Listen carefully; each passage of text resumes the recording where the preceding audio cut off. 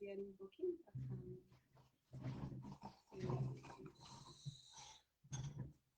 Aí, muito bem. Bonjour! Olá! Olá, Duda. Olá, vovó Angélica. Boa noite, pessoal. Olha. Boa noite. Para alguns, boa tarde. Essa também tá dando, amor? É. A live hoje vai ser animadíssima. Olha lá. Olá! Olá! Segura. Ah lá, não é a Mônia, é o Pedro. Não merece outro bonjour. Vamos lá.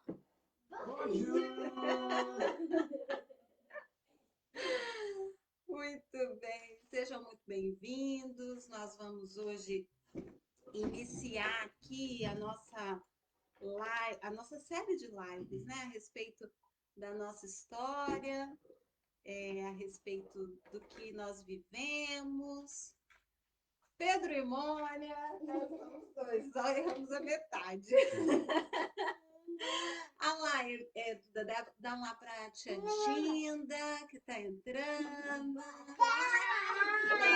A Helena também deu boa tarde, perceberam isso? E eu quis começar aqui essa live hoje, com todos reunidos. Todos reunidos, você por pouco tempo, né? Porque senão tem gente que não deixa a gente fazer mais nada, né? E eu queria que o Edu vai também ficar um pouquinho aqui conosco hoje, né? E também a Dudinha. A Duda hoje estava ansiosa, achando que você ia falar hoje. Falei, não, calma lá, hoje não é você ainda não. Não foi, Duda? A Duda vai falar na última live, vai ser o dia dela falar, mas hoje ela veio aqui só dar um oi, né, mostrar. Muita gente me perguntando hoje como que ela tá, pronto, como que ela tá? Vem cá, Dudinha, para as pessoas te verem. Olha lá, mas olá. Com a mão e com Com as duas mãos, porque ela já tem história para contar das férias, né, Duda? Só quem vive tem história para contar, não é, princesa? Então, olha, daqui a pouco a gente começa, tem algumas perguntas já que o pessoal mandou para contar essa história toda. E nós vamos nos despedir aqui com a família inteira, porque senão não dá para ir para muito longe, né? Olha lá, dá tchau, Lele! Dá tchau! Não quero dar tchau, não.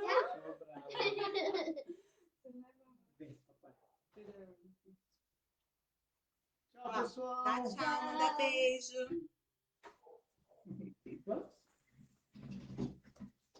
Pronto, a Helena, em 2 segundos que ela ficou aqui, ela destruiu a mesa. Né? Tirou tudo que tinha e que não tinha. Vamos lá, gente. Para mim é um prazer poder compartilhar um pouco dessa história aqui, né, com vocês. Muita gente que nos acompanhou durante todo essa nossa trajetória, desde 2016 até hoje. Hoje ainda, né, acompanhamos, a Duda ainda é acompanhada até os dias de hoje. E nessa trajetória inteira nós tivemos tantas pessoas conosco que era uma coisa assim meio que impressionante, né? Muitas vezes eu recebia mensagens de pessoas que eu nunca tinha visto na minha vida e diziam, olha, estamos com vocês, todos pela Duda, estamos orando por vocês. E foi tão importante a presença, o carinho e a compaixão dessas pessoas para conosco. Foi mesmo muito precioso. E hoje eu já consigo falar de tudo isso de uma forma muito mais leve, sem dor, né? Porque quando você tentar viver o problema é tudo muito doloroso. E por mais que nós tenhamos fé, por mais que nós acreditemos que aquilo vai passar e que nós vamos superar, ainda assim dói. E hoje eu consigo, né, falar sobre isso com muito mais tranquilidade. Então, não sei se vocês concordam comigo, vão aí opinando também, mas quando a gente está a enfrentar um momento de dor, falar sobre ele nunca é fácil, né? E uma das formas que eu encontrei, aliás, é uma forma que eu uso muito nos meus atendimentos, que é a escrita terapêutica. Eu utilizei muito isso no diagnóstico da Duda. Eu tinha um caderno que eu tenho até hoje, está até aqui, deixei aqui hoje para mostrar para vocês. Ó, a Helena não gostou de sair da live, não, tá chorando. Não sei se vocês estão ouvindo. Aí, ó, o Pedro e a Mônia estão a dizer que é verdade, nós procuramos mais o isolamento. É difícil, né, ter contato com aquela dor e partilhar aquela dor, né, exatamente no momento que acontece. E eu tinha esse amigo aqui. Esse foi o meu caderno de terapêutico mesmo. O que que eu fazia? Todos os dias, quando à noite, quando eu estava já sozinha, a Duda já a dormir lá no hospital, eu pegava o caderno e eu escrevia tudo o que tinha acontecido durante o dia, eu escrevia os meus sentimentos, eu escrevia as minhas angústias, as minhas esperanças, e eu fui relatando isso como um diário mesmo, e por isso que eu coloquei o tema da live Diário de uma Mãe, porque foi exatamente o que eu fiz com esse caderno. Porém, durante muito tempo, eu não consegui voltar a ele e ler o que eu havia escrito. Na verdade, a primeira vez que eu retornei a esse caderno foi em 2018, quando a Duda já tinha recebido alta, já não ia mais fazer as quimioterapias que duraram 2 anos e 1 mês. E aí nós fomos fazer uma celebração de gratidão, né, pela vida dela e por tudo que nós passamos e sobrevivemos a tudo aquilo. E quando nós fomos fazer aquele momento de gratidão, eu pensei, como que eu vou contar, né, como foi, como que tudo isso aconteceu? E eu lembrei do caderno. Eu falei, olha, deixa eu rever como foi naqueles dias. E eu peguei ali aquele primeiro dia, no dia do diagnóstico, eu recebi muitas perguntas das pessoas para que eu dissesse como foi o diagnóstico, como que nós recebemos isso. E naquele dia eu que nós fomos fazer ali o nosso culto de gratidão, eu peguei o caderno e comecei a ler. E quando eu comecei a ler aquele caderno, eu falei, olha, tá tudo aqui. Tudo que eu vivi tá aqui, tudo que eu senti tá aqui. Eu tô aqui tentando conectar um outro aparelho, que eu falei que eu ia gravar para mandar para uma pessoa, esqueci. E pronto, vou começar agora a gravar para ela. Pronto. Ah, e naquele dia, daquele culto de gratidão, eu passei a olhar aquele caderno e falar, uau, tá tudo escrito aqui o que eu vivenciei naqueles dias. E no culto de gratidão eu li aquele primeiro dia que eu digo que foi o dia mais longo da minha vida. Sabe o dia que parece que não acaba nunca mais? E hoje eu digitando sobre aquele dia, tô passando isso, transformando isso num livro. E hoje eu digitando isso, eu falei, meu Deus, como foi longo mesmo. Eu já digitei e não acaba nunca mais o dia. E eu a viver todas aquelas angústias novamente, mas já de uma forma tão tranquila, porque agora eu já sei o final, né? E hoje falar sobre isso é falar mesmo com esse olhar, um olhar de quem já sabe o que vai acontecer. E eu acho que uma das nossas maiores angústias frente ao sofrimento, frente à dor, é porque nós não conhecemos o fim, nós não temos o controle. E aí eu quero contar um pouquinho, né, do meu funcionamento enquanto pessoa. Eu tenho uma característica de ser alguém assim um pouco controladora, né? Eu gosto de ter o domínio das coisas e para vocês terem uma ideia, quando eu conto isso, as pessoas ficam meio chocadas, mas é verdade. Então eu vou falar aqui para vocês.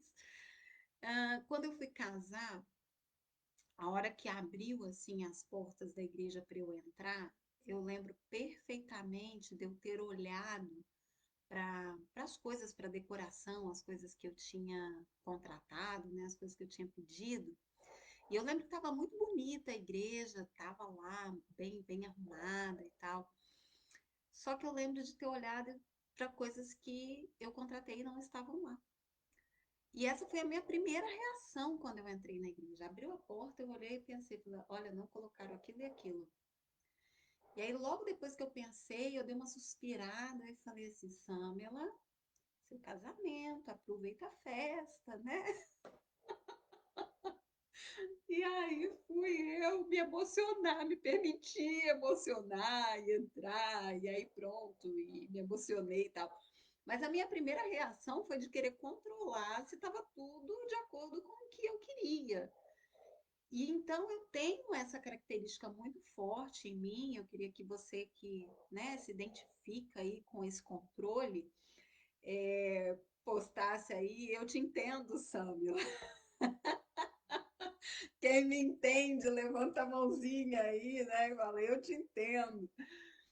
E quando nós nos deparamos com essa questão da Duda, foi totalmente perceber, né, algo que já é real na nossa vida, nós não temos o controle, e a pandemia acho que veio esfregar isso na cara de todos nós, né, de que realmente não temos o controle das coisas. Mas quando eu estive naquele momento, ó, o pessoal está me entendendo muito bem. Quando eu estive naquele momento, foi totalmente uma percepção de, ok, eu não tenho controle de nada. E na oncologia, tudo é muito rápido, os processos são muito rápidos, né? Tanto da doença quanto do tratamento e das consequências do tratamento no corpo. Então, a cada dia, às vezes no mesmo dia, dependendo das horas que se passava, era uma novidade, era um aspecto novo que a gente tinha que encarar, e era muito falta de controle em cima da falta de controle. E foi um período onde eu tive realmente que aprender a descansar, assim, de aprender a colocar toda a minha fé, tudo aquilo que há tanto tempo, né, eu vinha desenvolvendo na minha espiritualidade com Deus e acreditar que Ele teria o melhor para nós naquele momento. E tudo aconteceu no dia 14 de setembro de 2016. As pessoas me perguntaram muito, Sandra, conta como foi o diagnóstico. E no dia 14 de setembro de 2016, nós levantamos, eu e o Eduardo, e naquele dia eu tinha falado com o Eduardo que nós iríamos, a qualquer custo, conseguir fazer uma análise sanguínea à Duda. Isso porque já há uns dias ela estava muito pálida e aquilo começou a me preocupar, começou a colocar, assim, é, uma angústia no meu coração quando eu olhava para ela e via aquela palidez toda. Ela começou a perder o apetite, comer bem pouquinho. Ela tinha 4 anos de idade na época e ela começou a comer muito pouquinho mesmo. A gente tinha que insistir. Ela passava horas sem sentir fome. Ela só comia porque nós insistíamos que ela comesse. E aquilo começou a me angustiar, e um dia eu estava na igreja, uma pessoa me procurou, a Carla me procurou e falou assim, Sâmela, eu tô achando a Duda tão amarela, tão pálida. Você percebeu? E eu falei para ela, eu falei, olha, Carla, eu tenho notado isso também, eu até quero fazer umas análises de sangue nela, mas nós estávamos em Portugal há 6 meses nessa época, e portugueses me entendem, toda hora vem a altura para eu falar. Toda hora eu quero falar nessa altura, nessa altura. E eu, meu Deus do céu, altura e época é a mesma coisa, tá bem, gente? Se eu falar altura, você entenda como época. Depois eu tenho que contar uma coisa sobre a altura, mas não vou falar agora não. Pessoal, aqui a Maria colocou para mim que eu tô sem voz no Facebook. As outras pessoas me escutam? Porque tem bastante gente aqui com a gente. Diz se me escutam ou não. Eu até aumentei aqui meu volume. Mas aí nós estávamos há pouco tempo aqui em Portugal e não tínhamos médico de família, que é o acesso à rede pública de saúde. E quando eu perguntava às pessoas como eu poderia fazer uma análise, as pessoas me perguntavam, mas por que, Samila, que você quer fazer análise? Aí eu falava, porque a Duda está muito pálida. Eles me diziam, ó, se você for nas urgências só dizer que sua filha está pálida, eles não vão querer fazer uma análise nela. E aí eu falei, ok, então como eu vou fazer isso, né? Então comecei a tentar descobrir, enfim. No dia 14, eu fui determinada a sair pela rua e conseguir fazer essa análise sanguínea. Obrigada, o pessoal está falando que está com som. Ok. Ah, obrigada, amor. O Edu foi dos dois para conferir. E aí, nós saímos. Meu pai tinha visto uma farmácia que fazia análise. Eu fui à farmácia e perguntei. Eles não faziam hemograma, mas a moça me indicou um laboratório. Ela falou: olha, eu acredito que eles façam se você pagar. Eu falei: ok, vamos lá. Chegamos lá e eu falei com a atendente: falei, olha, eu quero fazer uma análise, não tem a requisição do médico. E ela olhou para mim, foi tão engraçado que ela olhou para mim e falou assim: mas você quer fazer uma análise só porque a sua filha está pálida? Eu falei, posso fazer? É possível? Ela, sim, é possível, mas você vai ter que pagar. E naquela hora, eu brasileira, né? Os brasileiros agora vão me entender. Eu pensei, nossa, deve ser uma fortuna, né? Porque para ela me dizer assim, vai ter que pagar. Eu falei, ok, eu pago, não tem problema não, eu pago. Já fiquei preparada para ser uma fortuna aquele exame. E ela virou para mim e falou bem assim, são 5 euros. Aí eu olhei para o Eduardo e falei, ah, ok, só 5 euros, por favor, vamos fazer as análises. Fizemos as análises e fomos fazer outras coisas depois do laboratório. Eduardo me deixou em casa, foi trabalhar e eu fiquei em casa com a Maria Eduarda. Quando foi por volta das 5 horas da tarde, eu recebi uma ligação do laboratório.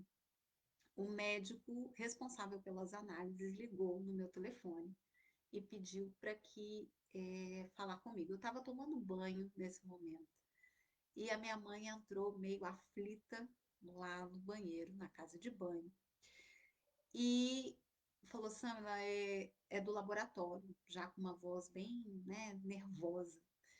Porque, gente, quando o médico do laboratório, responsável pela análise, te liga, é porque alguma coisa está muito errada, né?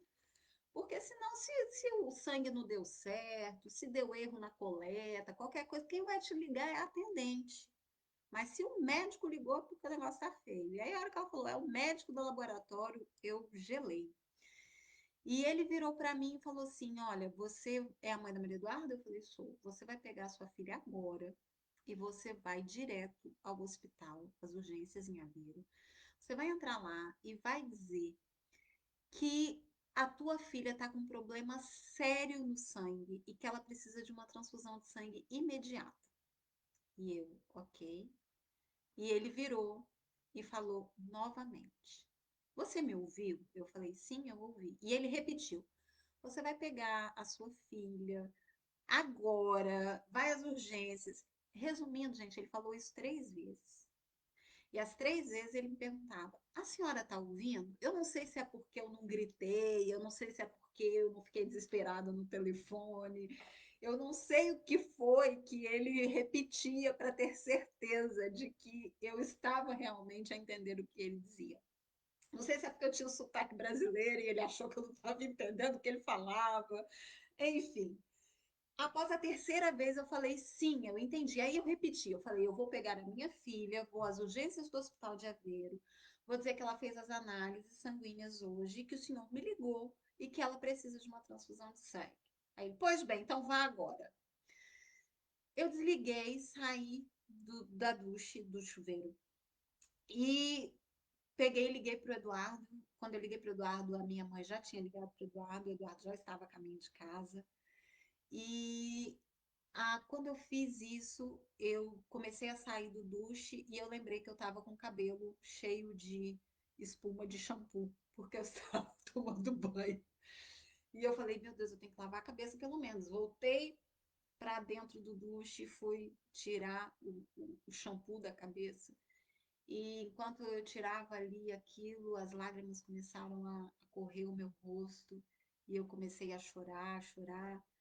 E a água quente do chuveiro não conseguia aquecer o meu corpo, eu me sentia gelada mesmo, coração apertado, parece que o coração amarrado assim no pescoço. E enquanto isso eu pensava como eu vou contar isso ao Eduardo e à minha mãe. E aí eu saí ali de dentro e fui.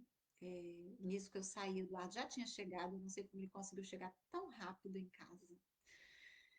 E fomos, pegamos a Maria Eduarda e fomos a caminho do hospital. E a caminho do hospital eles perguntaram, né? E aí, o que exatamente o médico te falou? Eles sabiam que era algo grave para o médico ter ligado, mas ele falou, o que exatamente ele te falou? E eu dei aquela suspirada, e eu tenho uns amigos que falam que eu sou muito boa com as palavras, né? Eu tenho um amigo que ele fala que eu sou a menina das palavras.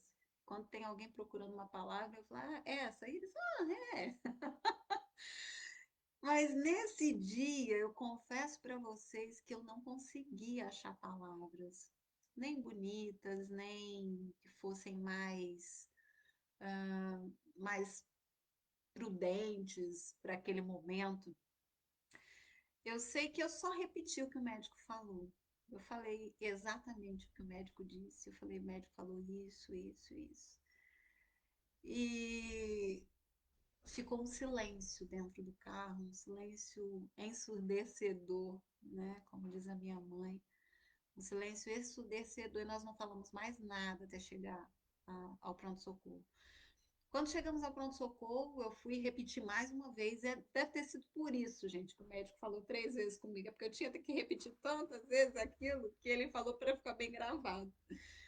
E eu fui repetir ali nas urgências, logo na recepção, eu falei, olha, recebi uma ligação do médico, tá?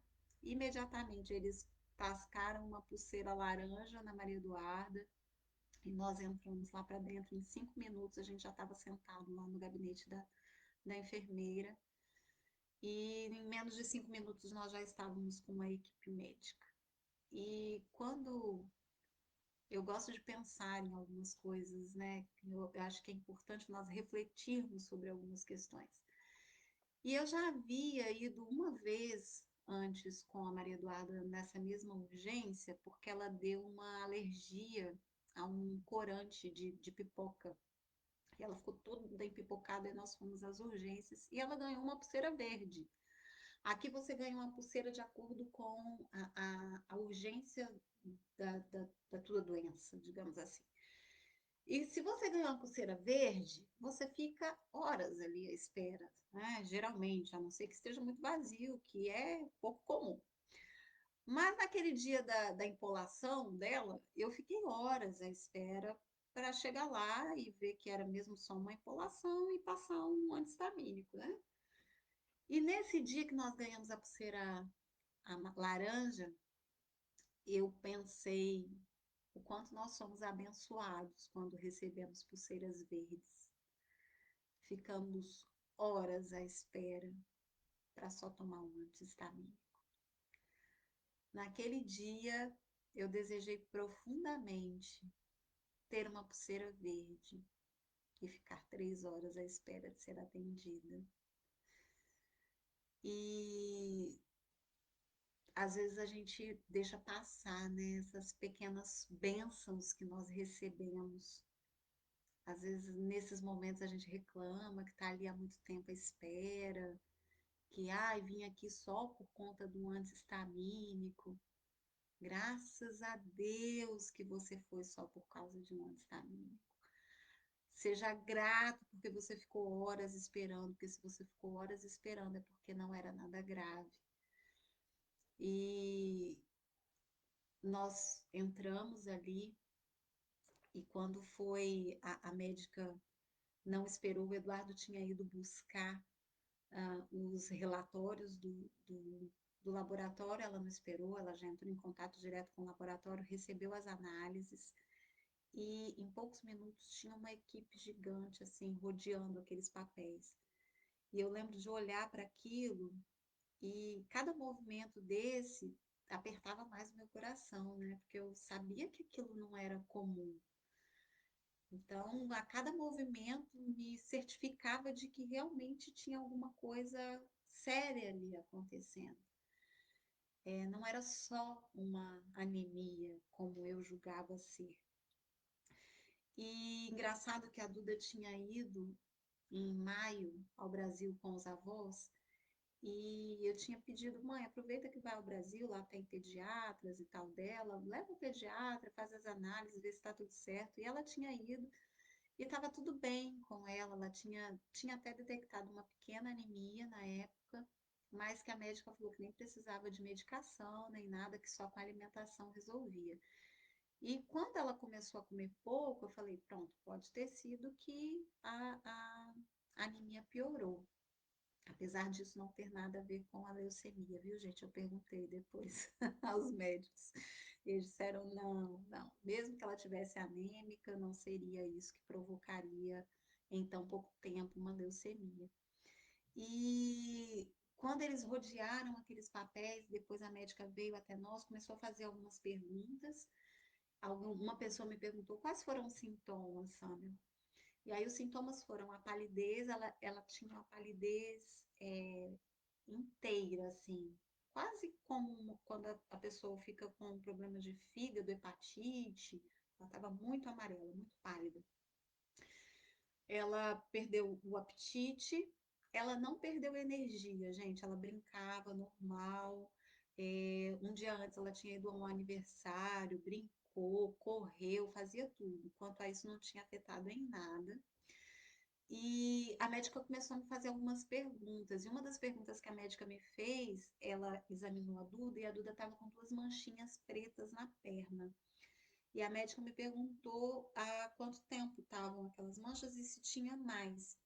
E eu falei, não, essas manchas apareceram essa semana.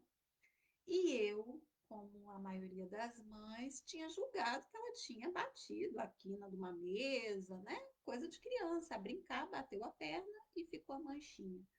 E na verdade não, já era um sintoma da leucemia. A leucemia deixa várias manchas pretas, nódulos pretos na pele. Depois, na semana de internação, nesse dia mesmo ela foi internada, na semana de internação, que começaram as quimioterapias, o corpo dela pipocou de manchas negras, então já era um sintoma que eu não sabia. E naquela noite especificamente, ela tinha acordado de noite chorando de dor na perna. E ela, como ela tinha ido a um aniversário, é, eu fiz a ligação de que ela devia ter corrido muito, brincado demais e ficou com dor nas pernas, mas também já era um sintoma da leucemia. Quando a médica falou das manchas, eu lembrei disso, eu falei, olha, inclusive hoje à noite ela queixou-se de dor nas pernas, acordou a chorar com dor, isso nunca tinha acontecido, não sei se pode ser um sintoma. E a médica balançou a cabeça e tal, e mais tarde eu vim saber que sim, e durante o tratamento ela sentia dores horríveis mesmo. Ela teve que tomar, inclusive, morfina durante várias etapas do tratamento. Então, as dores também, tanto nas pernas, nos ossos, quase que geral, nas pernas e na coluna, principalmente, são os lugares que dão mais dores. Então, já tinham aí esses indícios de sintoma, que para mim ainda não eram sintoma, mas que passou a ser. E um outro sintoma que para mim ficou muito claro quando a médica fez. Não foi esse, mas eu já vou aproveitar o gancho para falar. Não foi essa médica, já foi no hospital em que ficamos internados. A Matilde está dizendo aqui, muito esclarecedor para os pais ficarem atentos. E esse, para mim, foi o mais esclarecedor de todos, Tilde. Quando nós apertamos assim, ó, deixa eu mostrar bem pertinho da câmera. Quando você aperta, vem vermelhinho de sangue, tá vendo? Deixa eu fazer aqui no Instagram. Ó, apertou, vem vermelhinho. Qualquer lugar que você apertar da sua mão ou do seu pé, o sangue ele vai para esse canto e fica, né, bem vermelhinho. O que acontece? Quando a pessoa está com a leucemia, que todos as plaquetas, os glóbulos vermelhos e os brancos são muito baixos, são os três níveis, três frentes sanguíneas, elas ficam baixas, por isso caracteriza-se a leucemia. Não há nada, não há sangue. É como se não houvesse sangue mesmo, gente. Você aperta, não vem nada. A médica apertou a mãozinha dela assim, era tudo branco. Foi no pé e fez a mesma coisa, apertou o pezito dela e era branco, branco, branco, não dava pressão do vermelho. E também é uma forma de diagnóstico clínico, né? Além das análises, claro, e dos outros exames que nós fizemos depois, mas já é um diagnóstico, uma forma de diagnóstico clínico e é uma forma bem fácil de nós percebermos, né, essa situação. Então, nós fomos ali, depois que ela fez essas perguntas, ela me levou com a Duda para uma salinha. O Edu já tinha chegado, ela nos chamou o Eduardo na sala. E aí foi ela e mais duas pessoas, que até hoje eu não sei se eram enfermeiras ou se eram médicas. Nisso nós estávamos, era uma mesinha assim de madeira, tinha a cadeira da médica, as duas cadeiras dos pacientes, estava eu e o Eduardo sentado, a Duda sentada ao meu colo, e elas ficaram em pé. E ela virou para mim e falou: Olha, mãe, realmente as três frentes sanguíneas da sua filha estão extremamente baixas. Déia, já vou falar sobre isso, tá? Sobre possíveis efeitos. Não, não é hereditário e não tem nada a ver com a anemia que eu tive enquanto adolescente, tá bem? A minha anemia foi por fluxo menstrual muito contínuo e a leucemia não existe ainda um diagnóstico. Não se sabe exatamente o que causa a leucemia. Até hoje, o que se sabe é que um dia as células param de produzir o que geralmente produz e a leucemia se instala. Mas não existe, não é hereditário, não é por conta de alimentação, não é. Eu cheguei a perguntar, gente, porque aí você começa aquelas especulações, né? Eu lembro de perguntar para os médicos se era porque ela tinha mamado só 3 meses. Hoje parece absurdo, mas na época fazia tanto sentido para mim, porque eu queria uma resposta, né? Eu queria entender por que que aquilo estava acontecendo. E eu perguntei por que eu amamentei ela só 3 meses. E eles, não, mãe, para com isso, porque não existe uma causa, não existe uma razão. Num dia, as células resolvem parar de funcionar e a leucemia se instala. Então, hoje é o que se sabe a respeito da leucemia. Talvez um dia descubram, né? Tomara que sim, mas até hoje ainda não. E quando nós fomos para aquela sala e a médica falou que as três frentes sanguíneas dela estavam muito baixas e que nós seríamos transferidos de ambulância para Coimbra, eu moro em Aveiro. Coimbra fica a mais ou menos 70 quilômetros aqui de casa e nós seríamos transferidos para lá. E a médica só falou assim, gente, ela disse assim, porque aí lá eles vão fazer outros exames e nesse momento vão ter a certeza ou não para iniciar o tratamento oncológico. Foi o que ela disse. Ela não falou para mim, olha, a tua filha está com câncer, a tua filha está com cancro. Aqui em Portugal chama cancro. A tua filha tem leucemia. Em nenhum momento ela disse isso. Ela só falou assim, porque se for confirmado, vai iniciar o tratamento oncológico lá em Coimbra mesmo. Naquele momento ela não precisava, né, gente, falar mais nada. E as lágrimas começaram a pingar, a correr no meu rosto. E eu só pedi a Deus que a Duda não olhasse para trás. Ela sentadinha ali, tão inocente. assistindo bonecos, desenhos animados na tela do telefone. E as lágrimas começaram a pingar. Eu olhei para o Eduardo, ele silenciosamente também chorava. E eu virei para a médica. A única pergunta que eu consegui fazer foi: existe a possibilidade de algum outro diagnóstico? E ela virou para mim e falou bem assim: sim, existe. Porém, é muito pequena a chance de ser qualquer outra coisa. E aí ela falou que nos deixaria a sós. A coitada da minha mãe, gente, estava até essa hora do lado de fora na recepção, porque eu não podia entrar.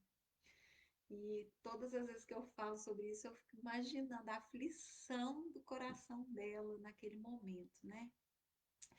E aí, aliás, o meu pai, eu acho que estava com o Pedro e a Mônia lá em Luxemburgo. Eu sei que ele não estava aqui com a gente, ele estava em viagem. E acho que estava com o Pedro e com a Mônia lá em Luxemburgo. E minha mãe, eu pedi para minha mãe ser chamada, eles deixaram que ela entrasse. E quando ela entrou, eu saí com a Duda para fazer uma ficha. E o Eduardo foi e contou para ela o que estava acontecendo. Eu lembro de voltar e ouvi-los chorando dentro da sala. Ah lá, eu estava na Bélgica com o Pedro e a Mônia. O Pedro e a Mônia disseram certo, estava na Bélgica. E E quando eu entrei, eu fiquei segurando na porta porque eu os ouvia chorar, né? E aí eu comecei a falar alto com a Duda, brincar com ela, para que eles tivessem ali um tempinho de se recompor. E fiquei ali, aí abri a porta para ver que eles vissem que eu estava entrando, dei aquela enrolada, e eles foram, enxugaram ali as lágrimas, né?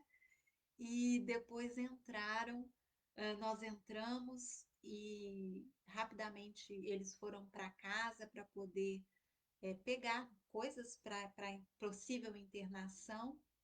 E eu e Duda ficamos ali à espera da ambulância. E, gente, a inocência da criança é tão bênção, não é? Eu lembro de ter pensado isso agora há pouco tempo, quando os meus pais voltaram para o Brasil, no dia que eles estavam indo embora, estava eu, o Eduardo, a Duda, o pastor Sérgio e a Angélica estavam aqui em casa, a Priscila, a Antônia, e nós todos a chorar, né, a sentir aquela perda, aquele aperto do coração dessa separação, pelo menos física. E a Helena, gente, estava lá a correr pela casa, né? E eu lembro de ter olhado para a Helena e pensado, falei, abençoada é você, minha filha, que não está entendendo nada do que está acontecendo aqui.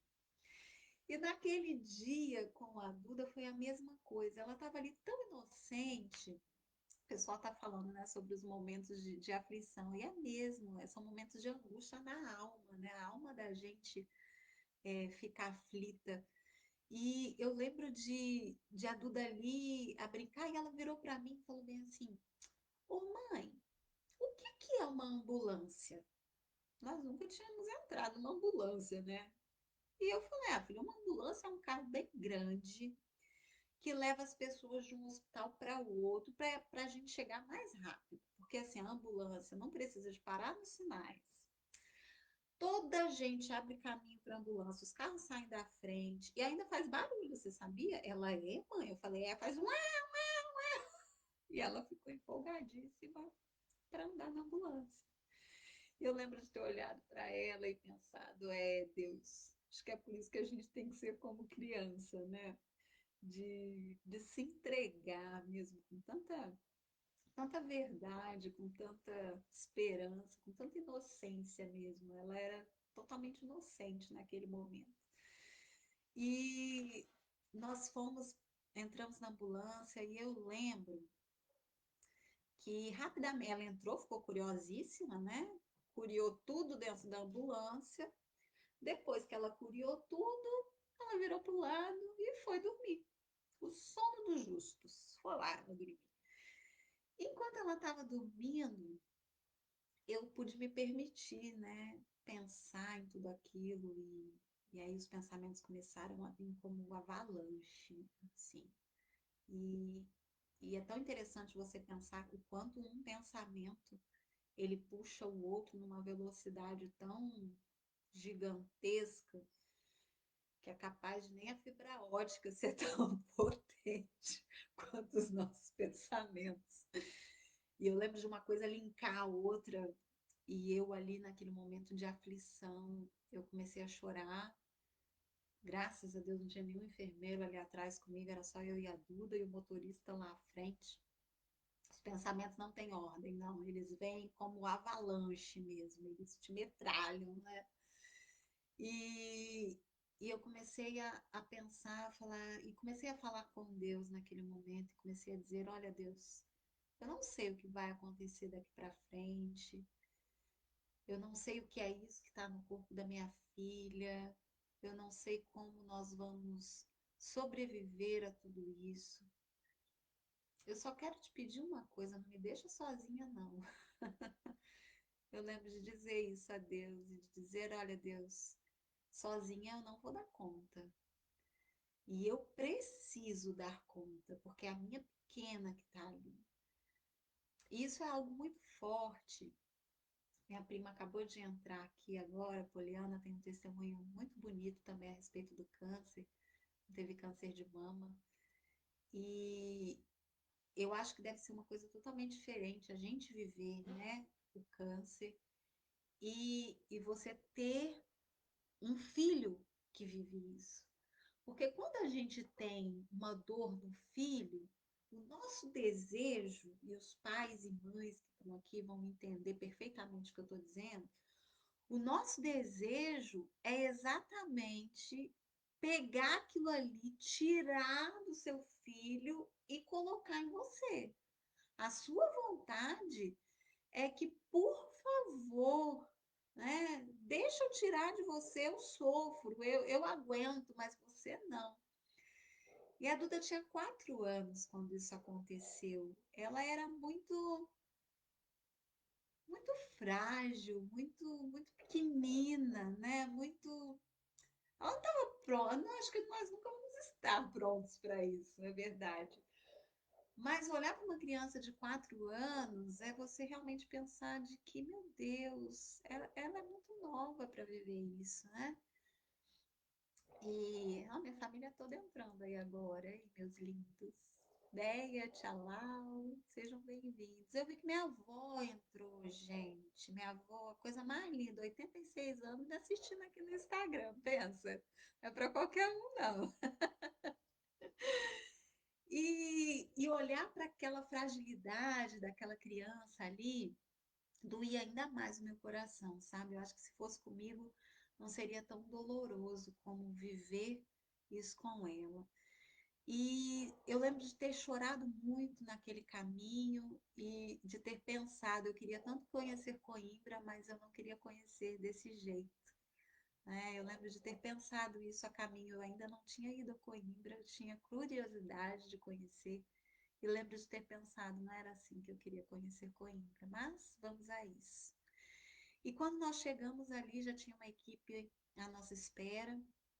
Eu entrei, fui rapidamente atendida e vieram fazer todas aquelas perguntas novamente. Foi quando a médica fez o exame do toque para perceber o sangue, me mostrou isso. Fizeram novas análises sanguíneas nela, levaram-na de cadeira de rodas para fazer análise e ela adorou aquilo. A cadeira de rodas era colorida, era infantil e colorida. E ela achou aquilo, gente, o máximo. Essa semana eu vou postar algumas fotos sobre isso. E é tão engraçado, porque eu lembro de ter feito um videozinho com ela, mandar para minha mãe e para o Eduardo, que estavam, né, com o coração deles, nem sei como, porque eu ainda pelo menos estava ali com ela. Eles vivenciaram todos esses momentos meio que à distância. Então, eu imagino também, assim, a angústia do coração deles, né? A minha mãe está dizendo aqui, ó, foram 50 quilômetros mais longos que eu e o Edu fizemos e o silêncio mais ensurdecedor das nossas vidas. E eu imagino mesmo isso. E eu sei que quando nós estávamos ali, ela naquele sorriso inocente e colocaram a borboleta, né? O catéter para o soro. E ela a brincar, dizer, olha mãe, agora tem uma borboleta e vou andar nessa cadeira. E eu pensando, falei, meu Deus do céu, Jesus me ajuda a ser igual criança. Oh, meu Deus, me ajuda a descansar tão inocentemente nesse amor, porque eu ainda não sei fazer isso. Eu ainda sou aquela que controla se a decoração do casamento tá ok, né? Descansar e passear na cadeira de rodas colorida, gente, indo fazer exame para saber se tem leucemia ou não, era muito para mim.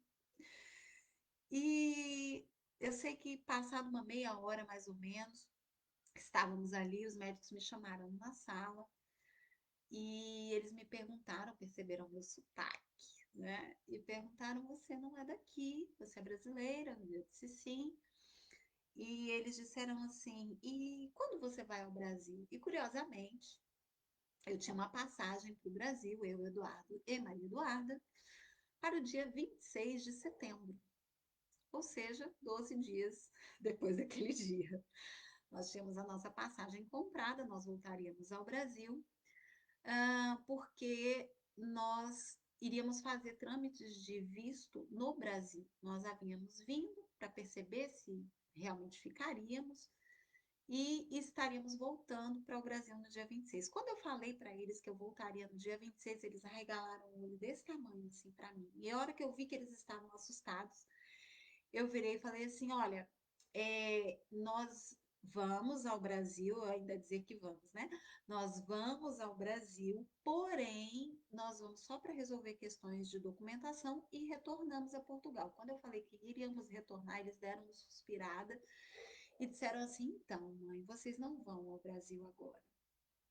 Realmente a sua filha está com leucemia, e aí foi o primeiro momento que eu ouvi essa palavra mesmo.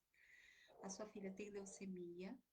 Nós ainda vamos fazer exames amanhã, medulograma, para descobrir o tipo da leucemia e que tipo de tratamento nós vamos realizar. Mas nós não temos mais nenhuma dúvida de que é leucemia.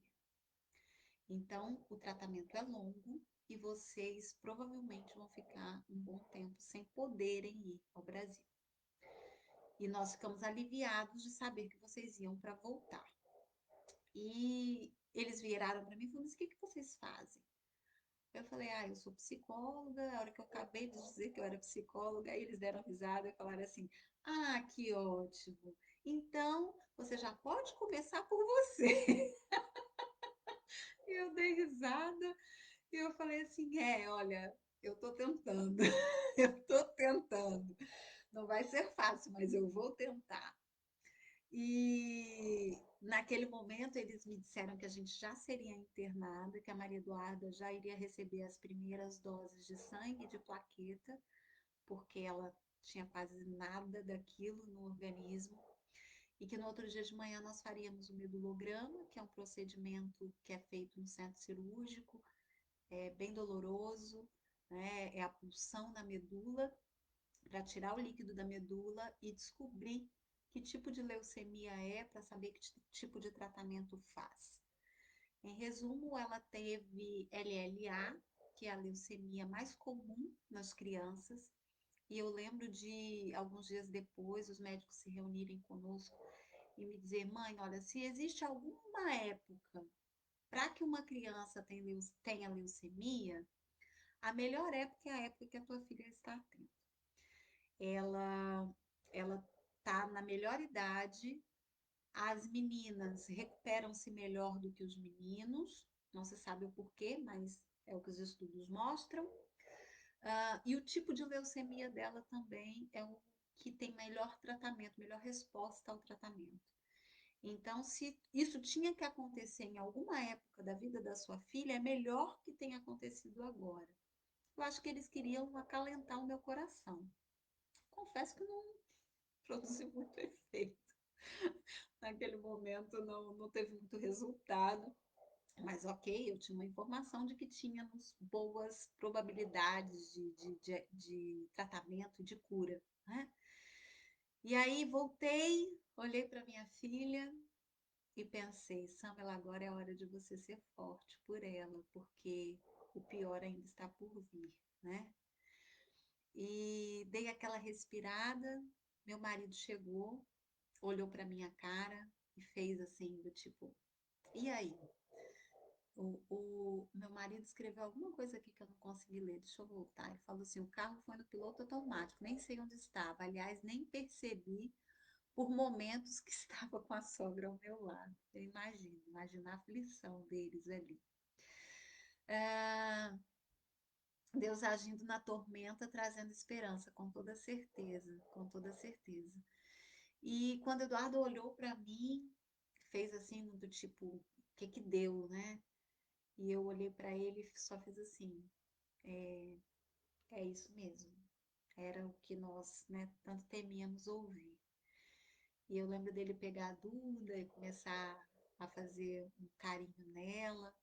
E naquele dia, às 7h30 da noite, foi quando eu cheguei ali.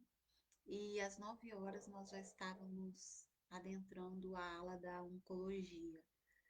Eu não me esqueço, e acho que nunca vou me esquecer disso, que quando nós passamos com a maca, né, por baixo daquele letreiro, é um letreiro até bem bonitinho, pintado de forma infantil, é oncologia infantil. E mas eu não me esqueço da sensação de passar por ali com a Duda deitada na maca, eu de um lado, Eduardo me dando a mão, os enfermeiros do outro, e nós a passarmos por baixo daquele portal. E passar por baixo daquele portal foi a certeza de um diagnóstico, assim, foi quase que um decreto, né? Ok, isso é real. E nós entramos ali para aquele quarto e Eduardo e a minha mãe não puderam ficar muito tempo porque já era tarde. O nosso pastor estava lá à espera, minha mãe entrou em contato com ele, ele foi para lá e aí nós pedimos, deixaram ele subir para poder orar conosco, e ele subiu, o pastor Joel subiu, orou conosco, nos abençoou, e eles foram, foi o Edu, a minha mãe e o pastor foram embora. E eu me lembro de a primeira bolsa de sangue, as plaquetas foram colocadas na Duda. Aquilo me trazia uma certa paz, assim, eu percebia um cuidado muito grande, porque foi tudo tão rápido. Você pensar que eu comecei contando essa live, que 11 horas da manhã desse dia eu estava indo fazer uma análise sanguínea. E eu conheci inúmeros relatos, e ainda conheço inúmeros relatos de pessoas que passam meses para ter um diagnóstico, pessoas que passam meses para ter esse mesmo diagnóstico da Duda. E quando eu lembro que às 9h30 da noite nós já estávamos num quarto, um quarto excelente, um quarto que eu pagaria muito caro no Brasil para tê-lo. Ela já estava a receber os primeiros cuidados, ela já estava a receber sangue, ela já estava a receber plaquetas. Aquilo, ao mesmo tempo que era tudo tão assustador, porque o novo também é muito assustador, né? Ao mesmo tempo que era tão assustador, era também ver o cuidado, ver o cuidado de Deus conosco. Se tivesse passado 12 dias, eu não teria aquele atendimento. E provavelmente eu teria que pagar muito caro para tê-lo. Então eu comecei a perceber que eu não estava só, que nós não estávamos sós e que, de alguma forma, nós estávamos a ser cuidados nos detalhes que nós ainda nem conhecíamos, mas nós já estávamos a ser cuidados de alguma forma ali. E quando eles foram embora e que a Dudinha dormiu, eu comecei a olhar tudo aquilo e a perceber esse lado do cuidado. E chorei, chorei muito, não dormi aquela noite, eram muitos aparelhos a tocar, era muito barulho aqui dentro.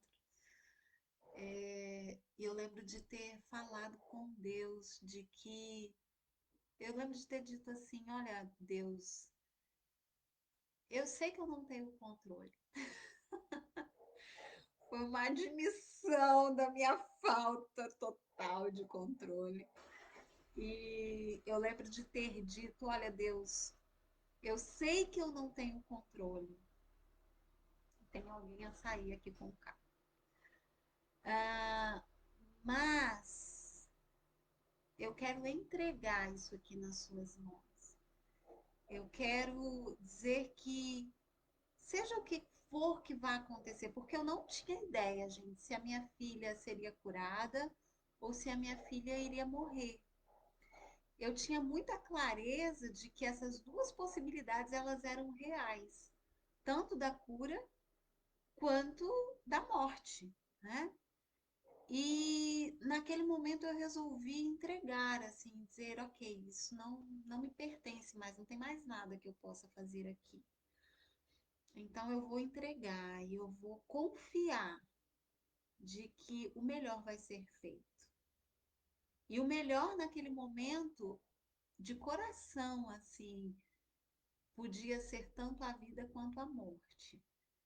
Eu só queria estar pronta. Eu queria que Deus me fortalecesse para que eu passasse pelo que eu precisasse passar e recebesse aquilo que eu iria receber, que eu não sabia ainda. Eu desejava muito, né, que fosse, que no outro dia eles entrassem naquele quarto, fizessem as análises e falassem: olha, sua mãe, eu não sei o que aconteceu aqui, não, mas a sua filha foi curada, ou nós nos enganamos. Lógico que eu desejei isso, mas eu estava pronta para tudo. Eu estava pronta para receber o pior dos diagnósticos. Eu estava pronta para passar por aqueles dias que seriam dias muito maus. E, bem para resumir, nosso tempo está super acabando, só tem 4 minutos. Nós tivemos várias outras situações no decorrer do tratamento. Nós ficamos 28 dias internados em isolamento. Depois nós saímos, ficamos 2 semanitas em casa, voltamos para colocar um catéter interno que a Duda tem até hoje. E ficamos mais 15 dias, quando foi a cirurgia do catéter. Durante os 2 anos de tratamento, nós tivemos aproximadamente mais 4 internações. Essas internações aconteciam por conta de uma gripe, por conta de uma febre. Hoje ela tem uma febre de 37,5, 38, eu vou lá e dou um remédio, né? Nessa época ela tinha uma febre de 37,5, nós tínhamos que correr para Coimbra com ela. E o tratamento da leucemia, ele é muito duro, porque ele é muito longo. São 2 anos com quimioterapias, com corticoides. É uma transformação de tudo, né? É uma transformação da nossa rotina, é uma transformação dos nossos hábitos, é uma transformação do corpo. Eu lembro que há pouco tempo ela começou a perder os dentinhos, a trocar os dentes, e o dia que ela ficou banguela é sem dentes, para quem não sabe o que é banguela, tá? O dia que ela ficou banguela, o Eduardo virou para mim e falou assim: amor, você viu que ela tratou isso com tanta naturalidade, foi tão tranquilo para ela, né? Às vezes as crianças, as meninas ficam envergonhadas e tal. E eu virei para ele e falei: meu filho, para quem perdeu a fisionomia, perdeu o corpo, porque ela pesou 7 quilos, perdeu a fisionomia, perdeu o corpo, perdeu os cabelos, o que é perder um dente, né? Então, assim, eu vi minha filha numa resiliência, numa transformação tão grande, que é muito aprendizado em 2 anos. Eu acho que foram os 2 anos mais longos da nossa vida, mas de muita aprendizagem, de muita esperança e de muita fé de que é possível recomeçar, né? É possível viver e sobreviver a tudo isso. Eu vou fechar aqui a live no Instagram e vou voltar para eu conseguir fechar, tá bem? No Facebook continua, é direto. Mas eu vou fechar aqui no Instagram e volto. Voltem comigo.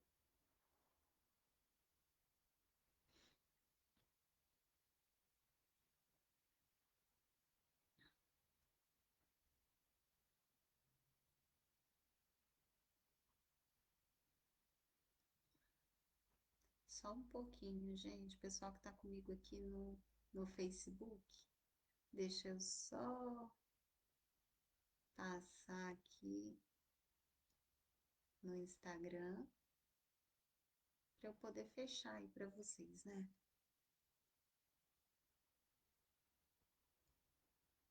Ai,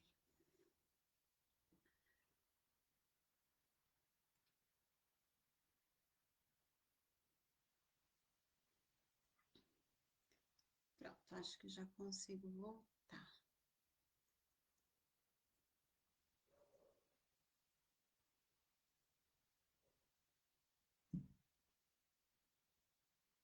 Tá publicando aqui no Instagram só para ficar salvo. Eu quero contar aqui um pouquinho para vocês sobre como foi depois desse dia, né? Desse dia que fatídico dia D. Pronto, voltei. O pessoal aqui do Instagram também vai voltar. Obrigada, Joilma. E eu acho mesmo, né, que nós passamos por todas essas coisas, precisa ser para servir de testemunho de fortalecimento à vida das pessoas, né? Eu acho que primeiro quem aprende somos nós, ou pelo menos deveríamos aprender. E depois precisa servir para edificar outros, precisa servir para que outros também sejam tocados, inspirados, motivados em suas jornadas, porque todos nós enfrentamos, né, dias difíceis. Às vezes com doenças, às vezes com problemas que acontecem na nossa vida, às vezes com mudanças, com outros tipos de perda, às vezes porque estamos infelizes, às vezes porque não conseguimos, né, realizar aquilo que desejamos. Por tantas razões nós sofremos. E eu acho que se aprendemos com isso, precisamos transmitir isso às outras pessoas. E é por isso que eu estou aqui hoje, né, para poder fazer esse compartilhar aí com vocês. Então, naquele dia, nós tivemos olha, até suspirei, não sei se vocês perceberam. Depois de contar, sempre que eu conto isso, me dá uma. Hoje eu já não choro, né, gente? Já tá bom, né? Porque nas primeiras vezes era lágrima pura, mas ainda dá aquele suspirado. Vamos lá. E o pessoal tá falando aí, o pessoal que já passou com dificuldades com a filha, Joilma passou um acidente de moto, teve outro pessoal que falou sobre dificuldades com os filhos e conseguem entender muito bem aí o que eu estou dizendo. Ah, naquele dia eu fiz essa entrega, sabe? E foi uma entrega muito genuína, foi uma entrega muito real, assim, eu realmente entreguei não só a doença, mas eu me entreguei naquele dia, eu entreguei a Duda, eu entreguei a minha família, aquelas situações todas que nós vivenciamos.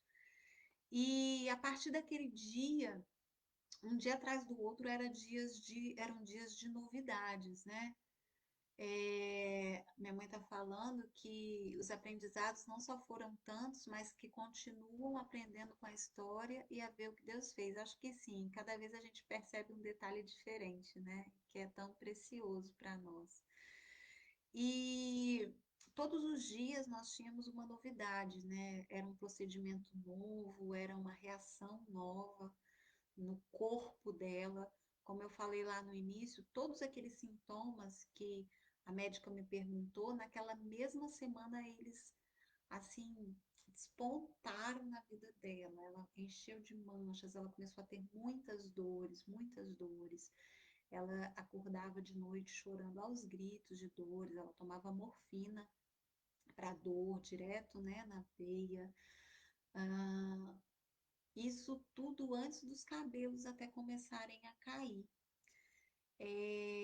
Porque às vezes as pessoas acham, né, que a queda dos cabelos é o marco, mas na verdade talvez seja o marco mais visível aos outros. Mas para quem vive o tratamento do câncer, do cancro, as reações no corpo elas são muito intensas.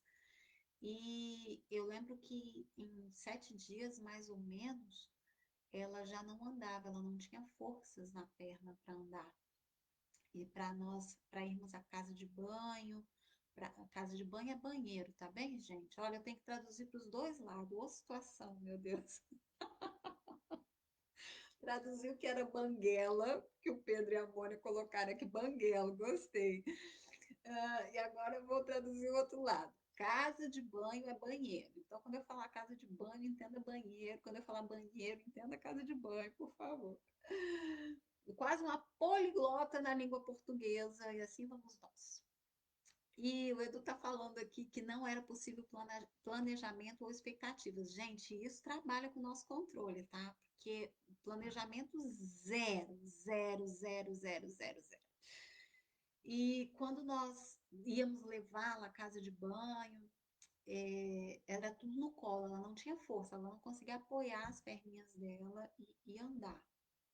E nos primeiros 9 dias, eu dormi com ela todos os dias. Ela não aceitava nesse início que fosse outra pessoa. Eu também não teria coragem de fazê-lo. E isso eu sempre falo isso quando eu estou em atendimento com as pessoas, falo isso nas mentorias também. Nós somos muito mais resilientes do que nós pensamos. Talvez você ouvindo aqui eu contar a minha história, talvez você pense, nossa, se fosse eu não ia dar conta, ou nossa, eu não ia conseguir ter, né, essa tranquilidade. Talvez você pense isso. Porque se eu tivesse a ouvir do lado de fora, eu também pensaria. E eu tenho uma necessidade muito grande de dormir. Eu sou aquela pessoa que precisa do sono para funcionar mesmo, né? Se eu fico muitos dias sem dormir, muitos nada, 2 dias, muitos para mim são dois. Se eu fico 2 dias sem dormir, eu já paro de funcionar, o raciocínio mesmo não vai. E eu lembro que no 9º dia, já estava muito cansada, mas eu ainda tinha gás, assim, eu ainda dava conta de ficar ali e de cuidar da minha filha. Então, nós somos muito mais resilientes do que nós imaginamos, nós damos muito mais conta do que nós realmente achamos que damos. É uma força que eu acho que vem do alto mesmo. Desculpa, eu não tenho como explicar de outra forma. Eu acredito nisso firmemente, de que é uma força que está em nós, mas que nós só nos apoderamos dela quando realmente isso é preciso, né? E Dó tá falando aí, eu nem pensar em não me deixar dormir. E eu consegui ficar todos aqueles dias sem dormir. E eu lembro de um dos dias, foi talvez um dos dias que mais me marcou. Teve alguns dias que me marcaram muito, mas esse me marcou muito. Foi nesses primeiros dias que ela acordou chorando de dor. E eu fui lá e abracei e falei, calma, filha, vamos respirar com a mamãe e tal. Eu vou chamar o enfermeiro para te dar o remédio para dor e tal. E aí ela chorar. E aí eu quero que você pense que ela tinha 4 anos, tá, gente? E ela chorar e ela chorando e ela começou, mamãe, por que que isso está acontecendo comigo? Mamãe, por que que isso está acontecendo comigo? Por que que eu não tô normal? Por que que eu tô assim? E olha, até hoje isso me dá um aperto no coração. E naquele dia eu respirei tão fundo e eu escolhi ser sincera com ela, sabe? Eu não sabia por que que aquilo estava acontecendo com ela. Eu não tinha uma resposta para dar para minha filha. Eu não podia dizer a ela que estava tudo bem e que ela estava normal, porque ela não estava, ela sentia o corpo dela a morrer, né? Ela sentia o corpo dela sem forças, ela sentia o corpo dela sem poder andar. Ela sabia que não estava bem. E eu simplesmente suspirei e falei: filha, eu sei que você não está bem, eu sei que está sendo muito difícil, mas nós vamos vencer isso juntos. E a mamãe está aqui com você. E nós vamos vencer isso. E você vai ficar boa. Eu não tinha certeza se ela ia ficar boa. Mas como eu acredito que quando você morre, você vai para o céu, e o céu é um bom lugar, eu acreditava que ela ficaria boa, fosse o que fosse, acontecesse o que acontecesse. Então, naquele momento, eu só escolhi ser sincera e partilhar a dor dela, e acolher a dor dela, e chorar com ela. Eu sentei na cama, coloquei ela no meu colo, e a ninei, chorei com ela, e aquilo me marcou profundamente, porque não é para uma criança pensar nisso, né? O natural da vida deveria ser para uma criança não pensar nisso. E naquele momento era o que a minha filha pensava, era a dor que ela sentia. E muitas vezes eu gosto de falar sobre isso, porque muitas vezes a gente quer maquiar a dor do outro, sabe? O Setembro Amarelo da prevenção ao suicídio é muito falar sobre isso, é dizer, se você está com dor, se está a doer, fale, partilhe a sua dor. E se você está a escutar a dor de alguém, acolha essa dor. Acolha no sentido de é, permitir ao outro sofrer.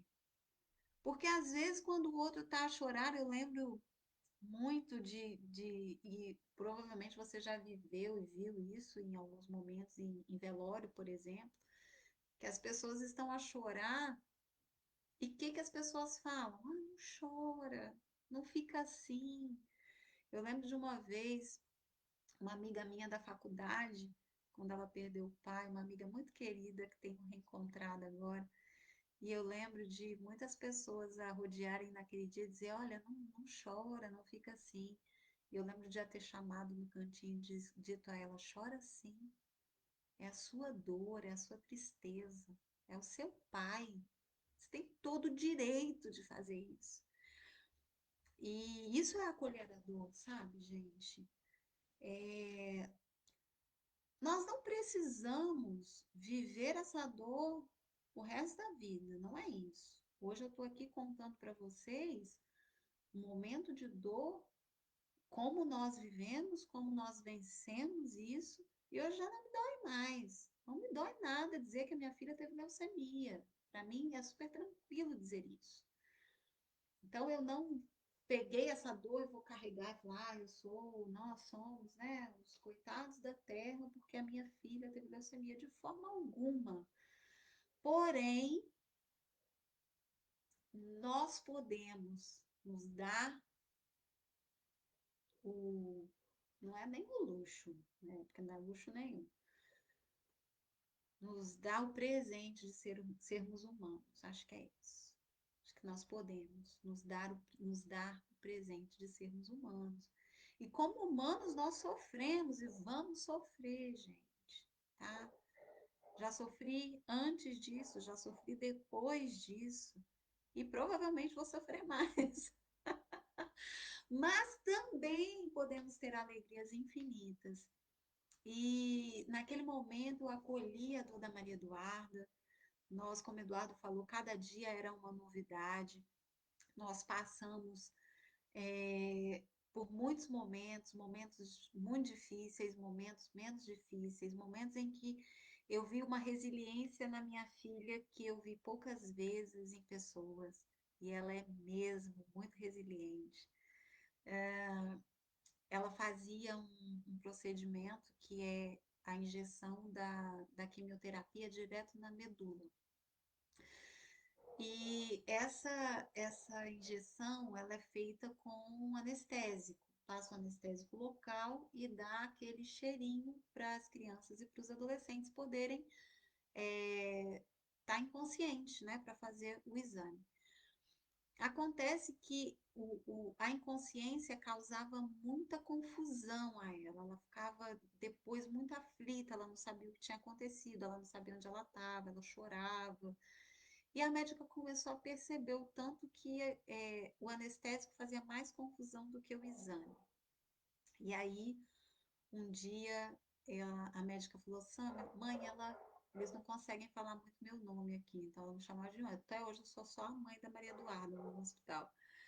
E aí ela falou, mãe, ela é tão forte, ela lida tão bem com as coisas, vamos tentar fazer esse exame sem o cheirinho, sem o calmante?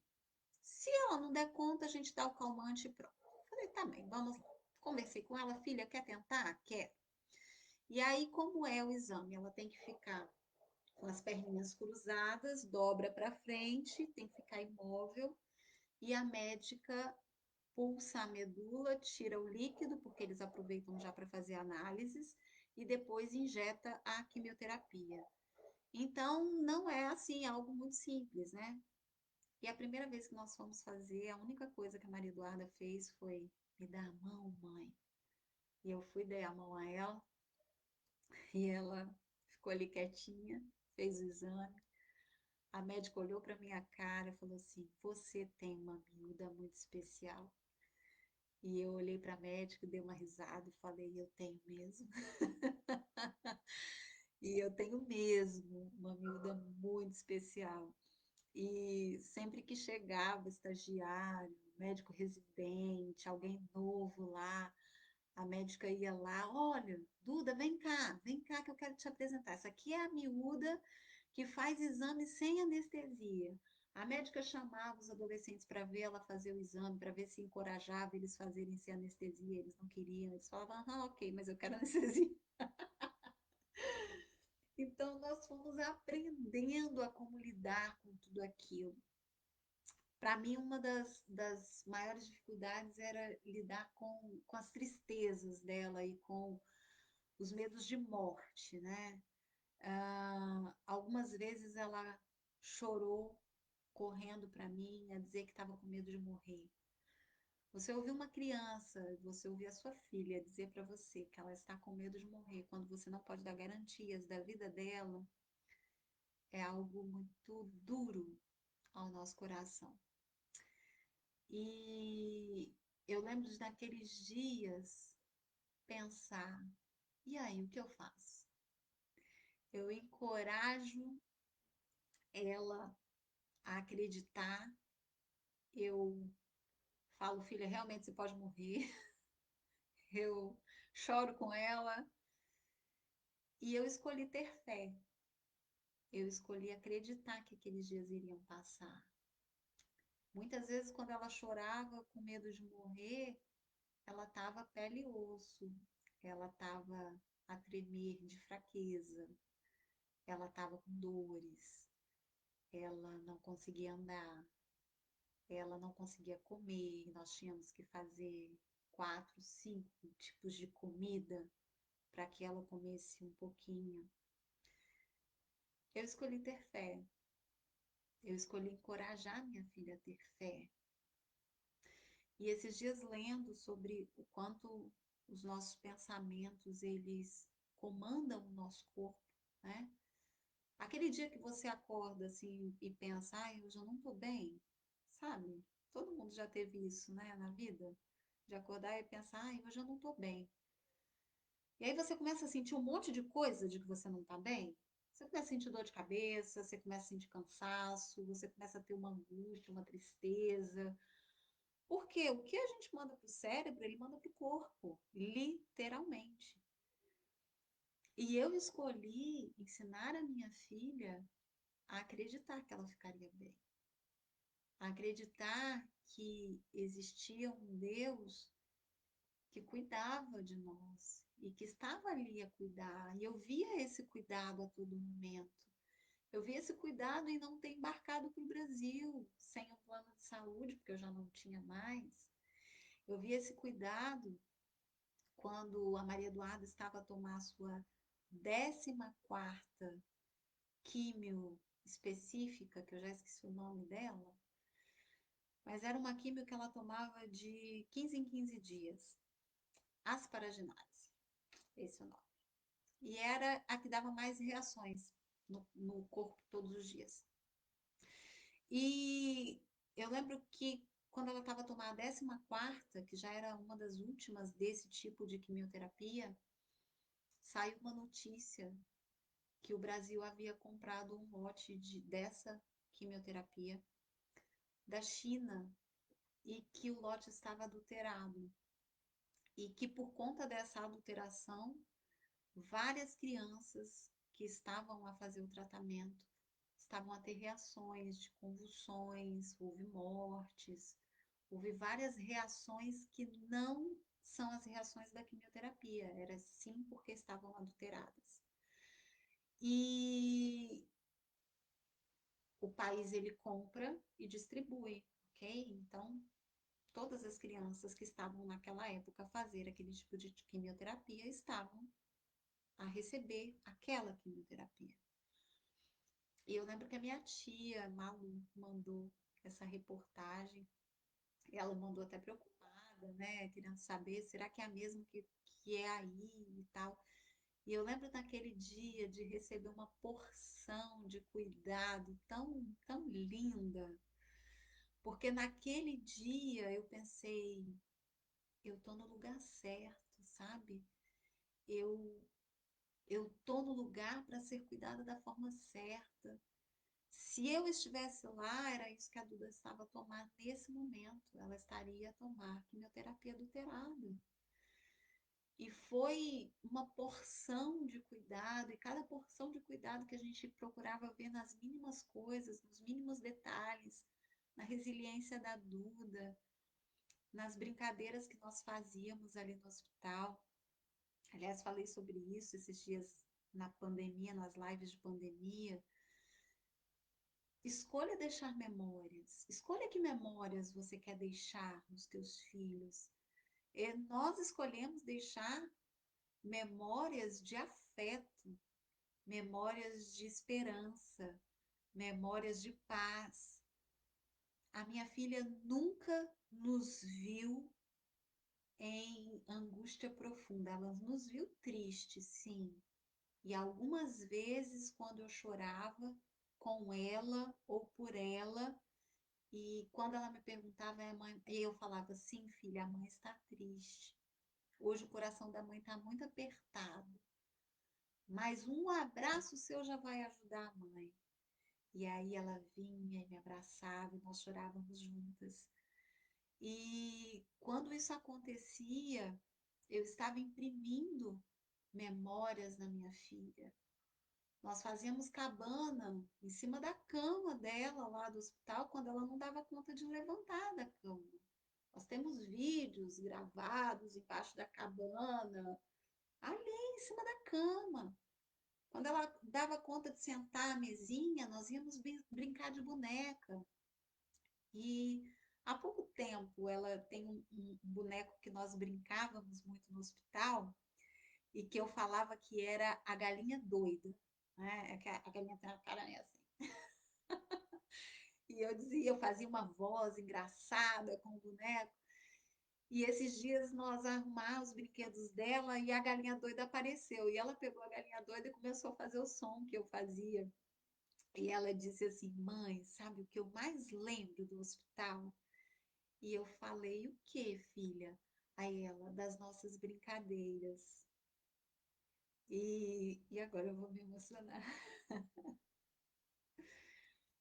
E foi tão precioso perceber que, apesar dela ter passado momentos tão duros, tão difíceis, tão sofridos, o que ficou impresso na memória dela foi o amor que nós demos, foi o acolhimento que nós entregamos a ela, com tudo, com nosso corpo, nós raspamos as cabeças, todos nós.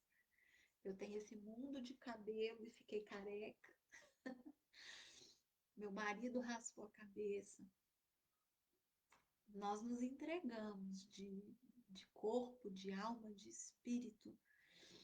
E o que nós conseguimos imprimir foi amor. E eu acho que é isso que nós temos que fazer no momento da dor.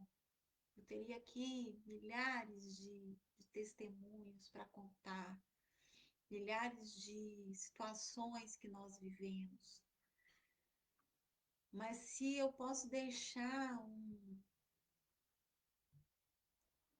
um resumo disso tudo, é dizer que nós devemos imprimir amor. E no momento da dor, é possível imprimir amor. No momento da dor, o amor nos renova, o amor nos fortalece. No momento da dor, o amor nos faz ir além, o amor nos faz continuar. O amor nos dá o gás para no outro dia de manhã você levantar e falar, vamos lá, porque vale a pena. Isso ainda não acabou, vale a pena. Eu não vou dizer para vocês que foi fácil, não, não foi. E o meio foi mais difícil do que o início. O início foi duro. O início foi aquela dor que vem assim, que parece que vai te esmagar, sabe? Mas ele parece que ele está dizendo assim, isso não acaba nunca mais, meu Deus. O Edu está falando, a estrutura familiar neste momento conta muito, inclusive para o bom andamento do tratamento. Nós não temos dúvida disso, né, meu bem? Seus pais e sua família me deixaram lembranças muito boas no meu casamento. Que lindo, Jurema. Ah, o que acontece é que muitas vezes os médicos entravam nos nossos quartos ou depois nas consultas, né? Depois nós passamos aí 2 vezes por semana a Coimbra. Depois passou para uma vez por semana, depois 15 em 15 dias, e hoje nós estamos de 4 em 4 meses. Nós ainda vamos a Coimbra fazer análises de acompanhamento de 4 em 4 meses. Então, esse processo ele foi muito longo e duas situações que eu sempre me lembro é que muitas vezes que eles entravam no nosso quarto, nós estávamos a brincar e nós brincávamos muito, né, meu bem, de chuva de beijos. E aí a gente ia e beijava ela inteira. E ela estava ela já não é muito grande, né, gente? Ela puxou a mãe. Ela é miudinha. E além dela ser miudinha, ela perdeu muito peso. Então ela ficou um cisco de gente. E nós brincávamos muito, assim, muitas vezes, quando chegava, entrava um enfermeiro para dar uma medicação, para fazer uma medição de temperatura, e nós estávamos nisso, e eles sempre diziam: Ah, estão a dar o melhor tratamento, o tratamento do amor. E eu não tenho dúvidas disso, quanto aquilo, né, oxigenou o cérebro da Maria Eduarda, o corpo dela para reagir a tudo aquilo. E depois desses 9 dias lá que eu falei no início, minha mãe falou que ela fez as escalas de quem dormiria com ela para não pesar para ninguém.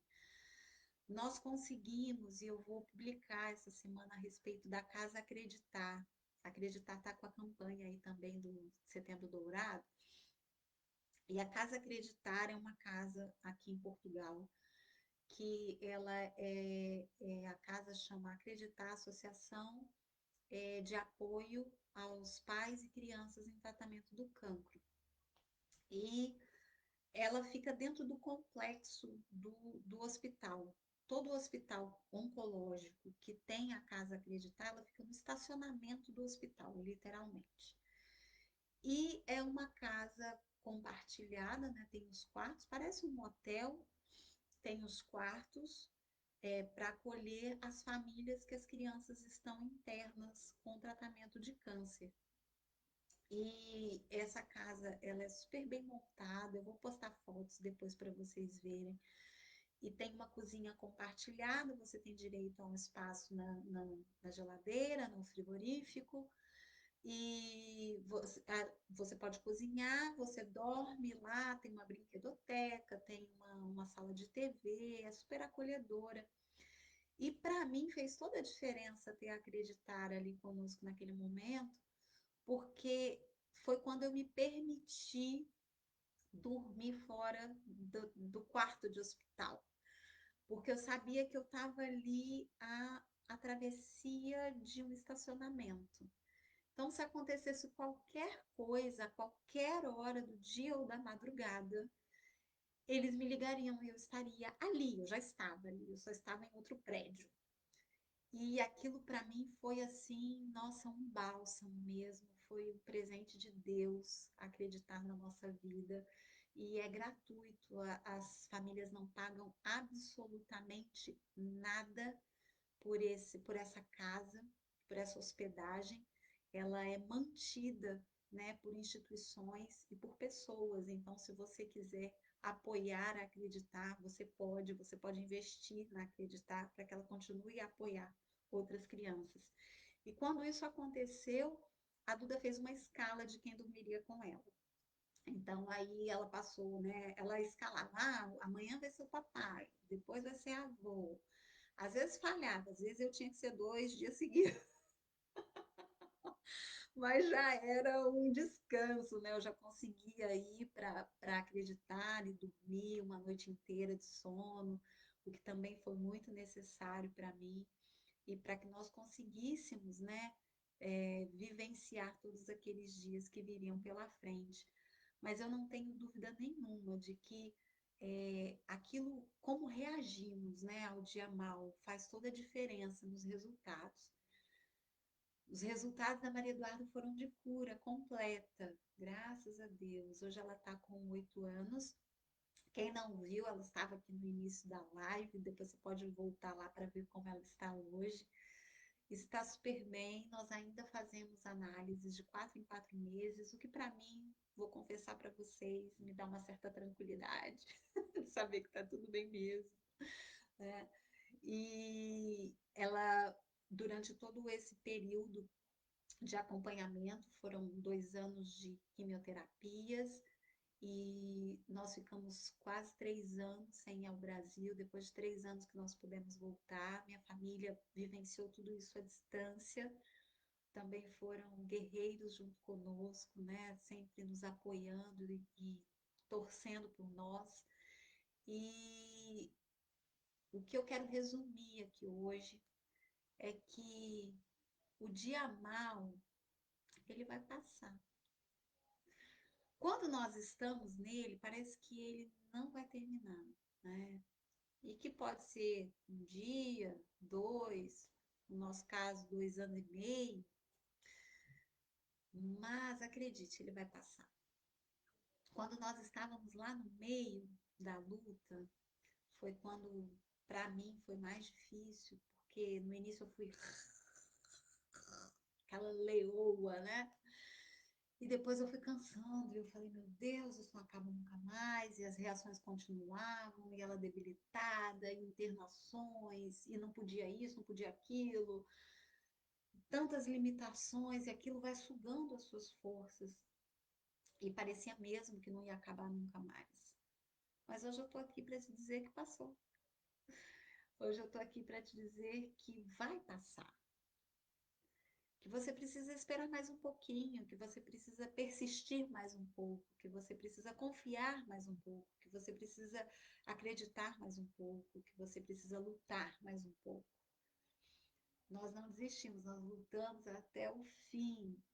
E foi por isso que nós alcançamos, né, as vitórias, não só da cura, porque pode ser que o fato de a cura ter vindo, talvez teria vindo mesmo com nós não tendo a postura que tivemos, né? Mesmo conosco não a acreditar, conosco não a semear amor, conosco desesperados.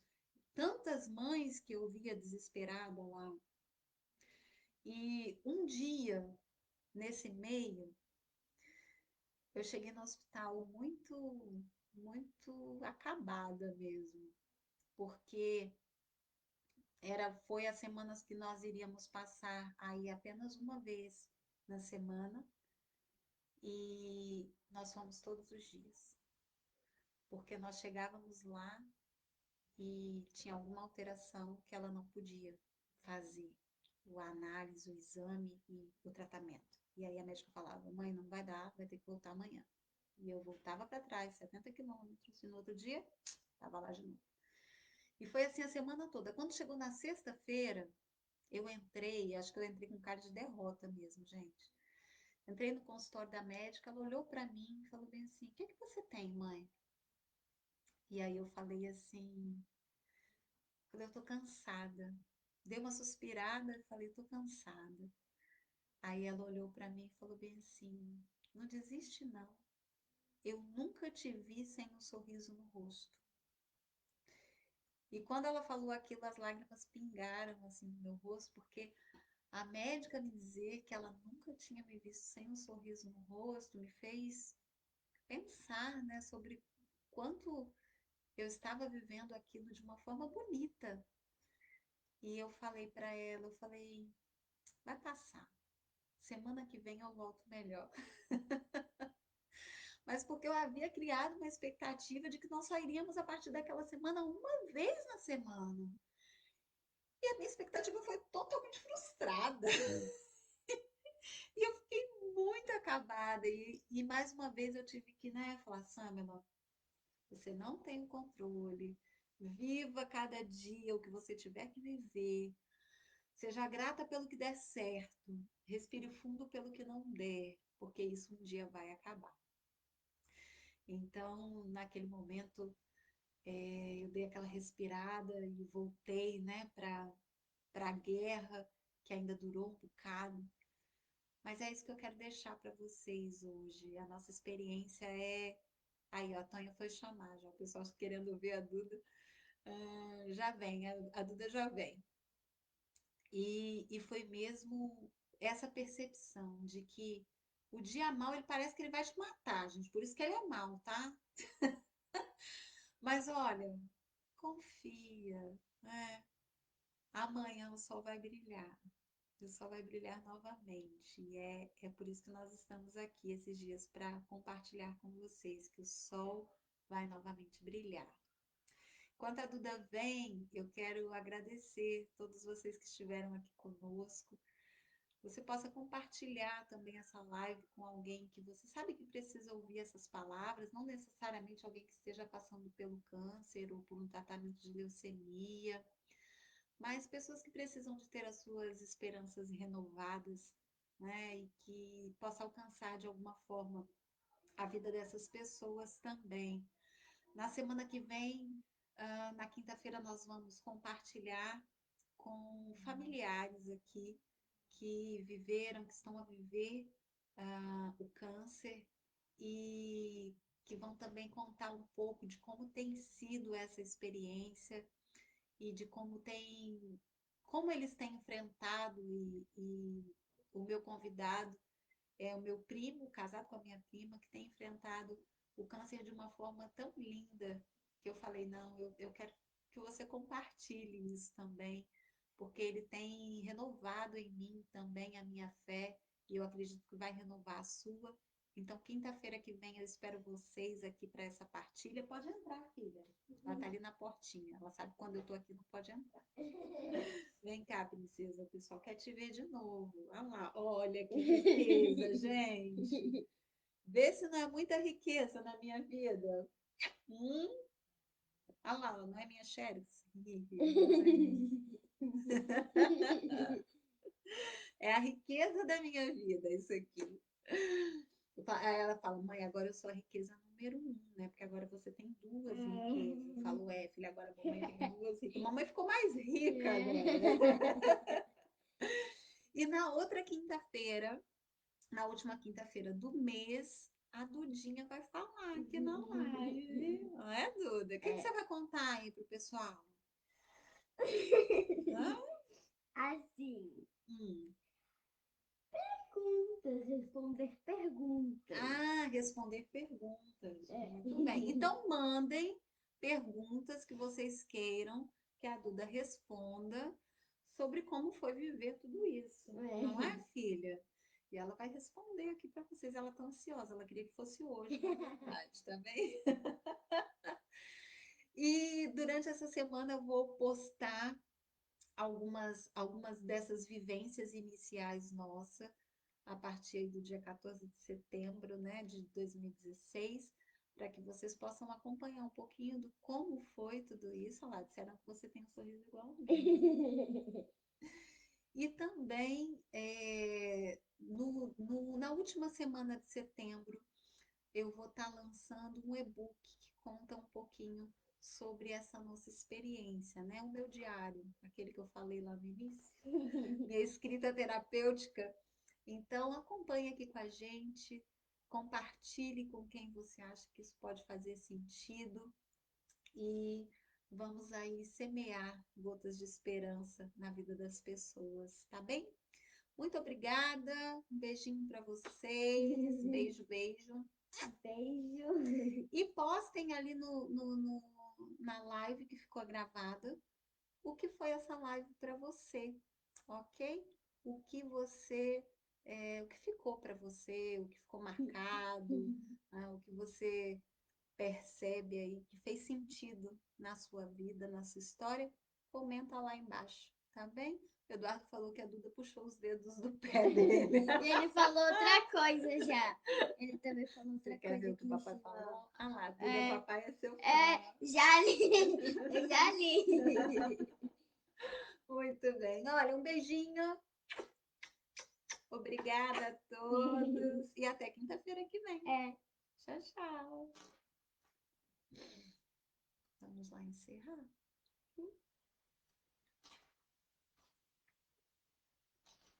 Vamos aqui.